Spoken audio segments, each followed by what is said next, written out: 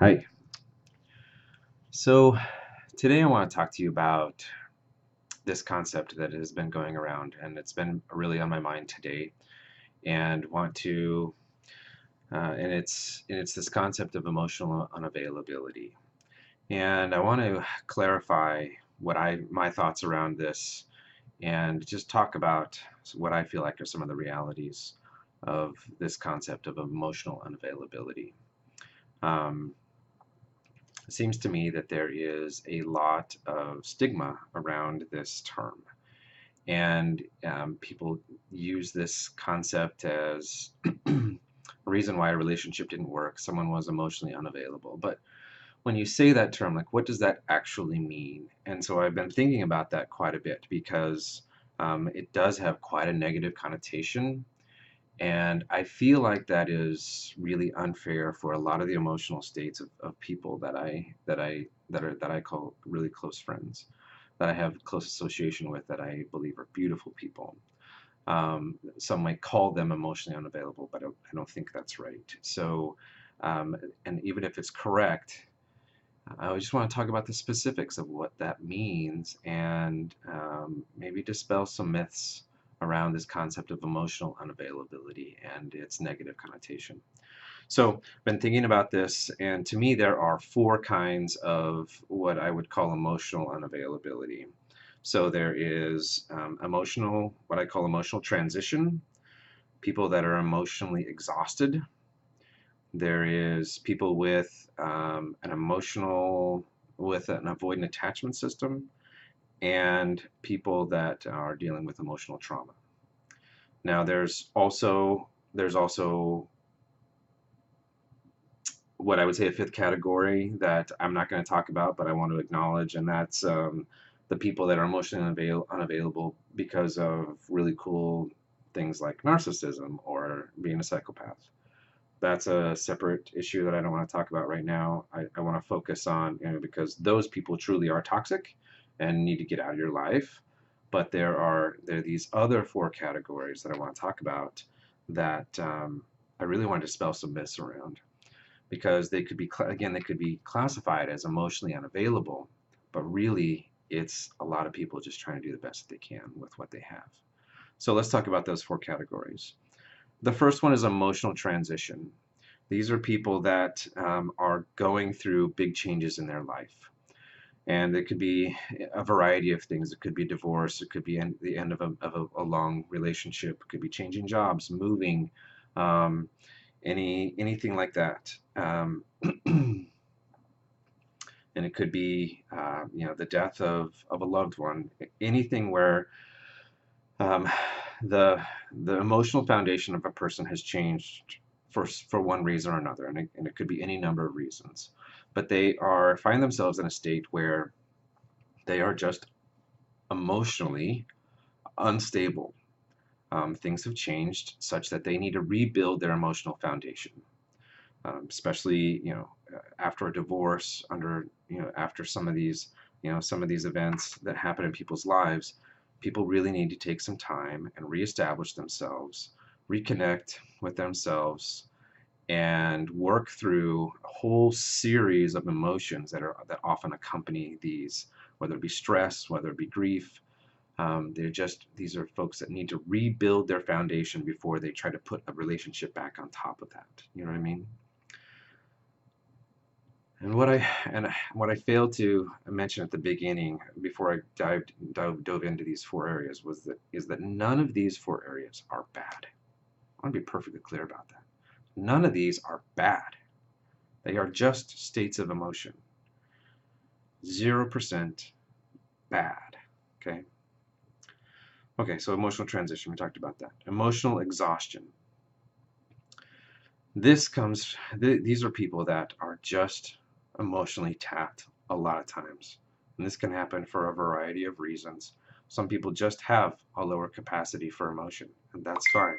Some people have things like chronic illness in their life, whether that be chronic illness of themselves or chronic illness of a child, um, chronic pain.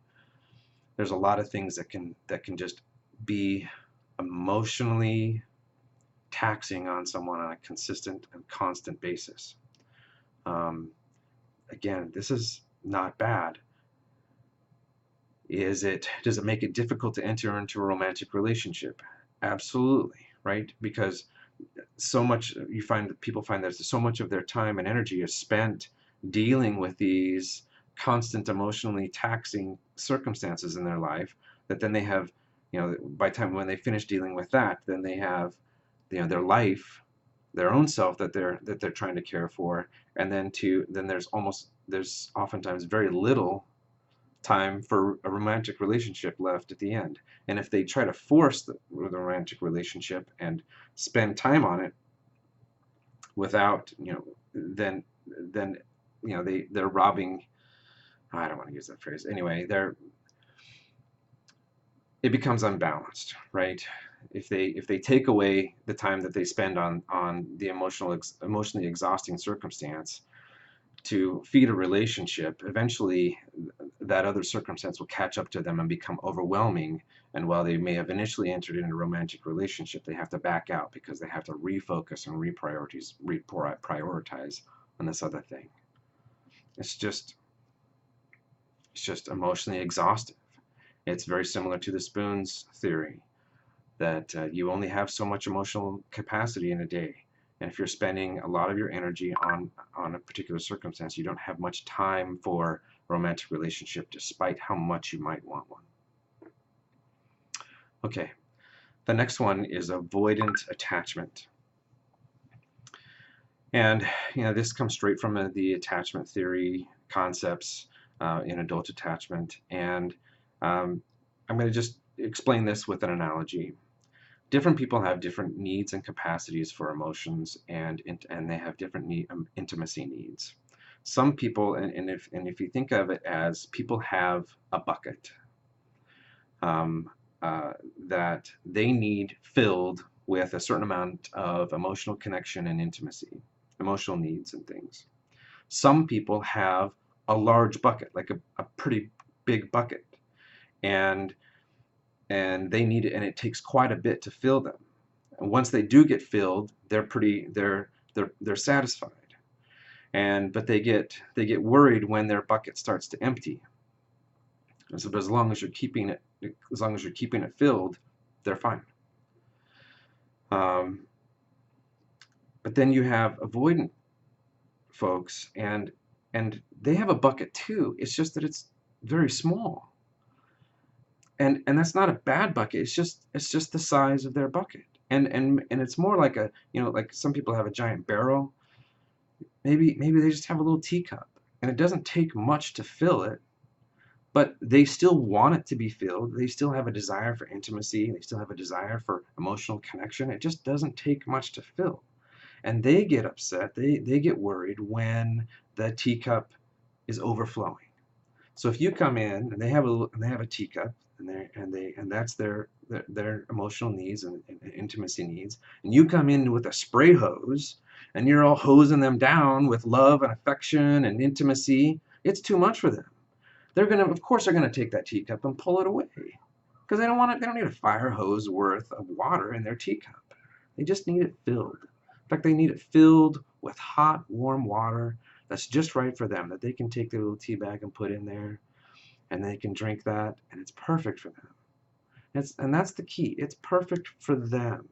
It may not match your emotional needs and your intimacy needs, but it's perfect for them. And understanding that can help you create a connection that's comfortable for everyone. They even may take that teacup and they may drink it, and they don't need it filled back up. Just like someone who has a nice cup of tea and is satisfied for hours at a time, potentially, so is an avoidant. They don't need that cup to be full all the time. And they'll let you know when they're ready for it to be refilled. And they absolutely will pull away from your fire hose every single time. Are they emotionally unavailable? No.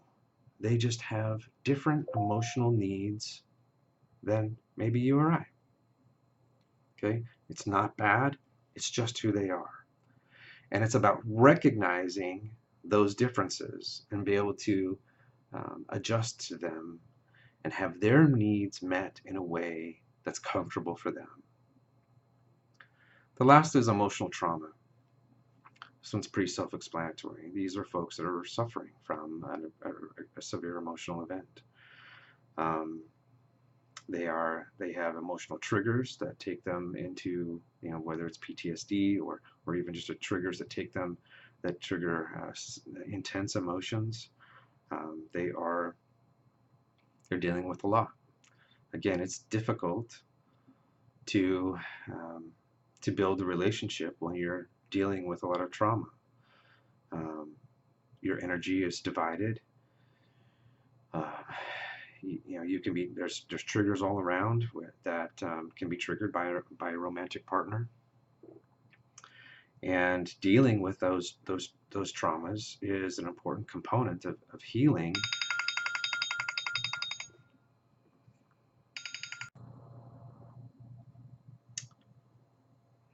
Okay. So these are folks that need to work through their trauma so that they can clear that emotional energy to devote to a romantic relationship. So hopefully with some explaining as I've gone through these, you can see, and there may be other categories, and I'd be interested to hear from people if they have other ideas around some categories of what they may term as emotionally unavailable. But the point is to look at these things and to recognize that these are not bad situations. There are situations that need to be dealt with. There's definitely some things that can be done to help each one of these and help these people understand, help them have the right tools and the right education to be able to cope with the things that they're dealing with.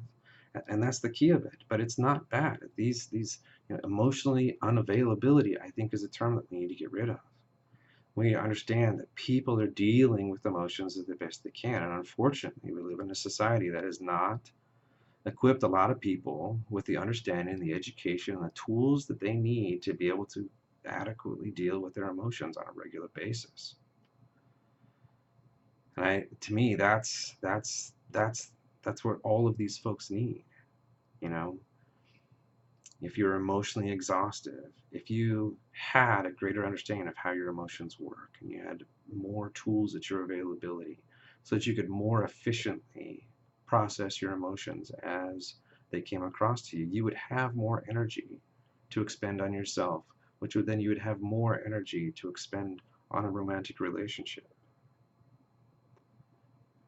I call it emotionally weightlifting. You get stronger and you get better at processing your emotions so it doesn't take up your day, so it doesn't consume who you are and it doesn't consume your thoughts. Emotional transition is the same way. People need to understand the things that they're feeling and they need to rebuild that foundation. They need to understand the tools and the emotional components that make up a solid foundation so they can realize and build that rock solid foundation that they can then put a relationship on top of and grow it and have it be beautiful and strong. Emotional trauma is the same thing, understanding how triggers work, understanding how triggers can be cleared, working to reclaim certain memories and components of your life that would have in the past been painful for you or would have been a scary situation. You can work to overcome them, again, if you have the right tools and understanding. Same with the avoidant attachment system. Just simply understanding what an avoidant attachment system is and how it works gives you the opportunity to adapt to that person's needs and understand them in the context of what they're trying to, of how their emotions work. So you can better provide for their needs and you can build a good solid relationship. Again, all of these people are in the same situation. They are still human. They are still wired for connection. They still have intimacy and emotional needs that need to be met, and they want them to be met. And not everyone on that list is ready for a romantic relationship, but they could be if with some work. and some education and learning about how all this stuff works. So that's the point here. I just want to emphasize. I really want to take a step back from this concept of emotional unavailability as a negative thing and have some empathy for some people where they're at in their lives and understand that, yeah, you may have been hurt by somebody that was emotionally unavailable because they weren't able to give you the type of, they weren't able to meet your emotional and intimacy needs. But understand that's a fundamental issue for the types of things that they're dealing with in their life, and is not a reflection of you, of who you are. You're likely to have your own issues, and you're maybe dealing with some of these things yourself. But it's not a reflection of you. Failed relationships in this way, and I don't want to say failed relationships are not a reflection on you. That's not what I'm saying. There's always something to be learned, and oftentimes about ourselves. But oftentimes a failed relationship serves as an opportunity to learn what our emotional deficiencies are so we can work on them, understand them, and build some strength around them. Lay that solid foundation, clear our emotional triggers, make ourselves more emotionally resilient and strong so we can handle more, and then be able to clearly communicate our emotional needs to other people so that we can build good, solid relationships. So, thank you for listening.